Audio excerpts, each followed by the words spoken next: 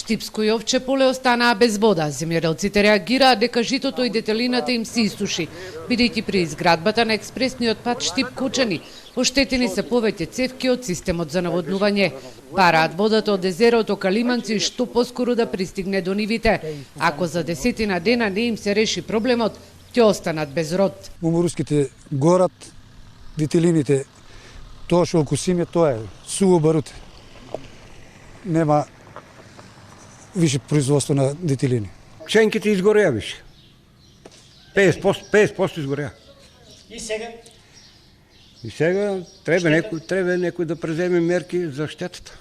Надлежните од водостопанското предпријатие информираат дека градежната компанија мора да ги санира цевките за наводнување со цел земјоделците да добијат вода до нивите. Додека едни се без вода на неколку километри на истата траса, земјоделците од кочанските села Тркање и Бања бараат изградба на пристапен пат до нивите со површина од 500 хектари.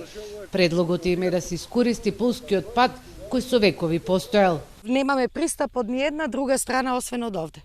Затоа апелираме до надлежните институции. Јас веќе се обратив и до државни патишта, дадов барање да ми информираат каде е предвиден овде пристап, спојување на локалниот пат со овој пат каде што поминуваме.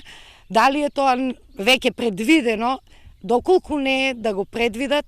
Сакам да ни овозможат пристап, нели да може да си го тоа користиме, а ја и живеам во таа куќа. И сега не може, например, да ми сопрат влезо да не можам да одам во куќата.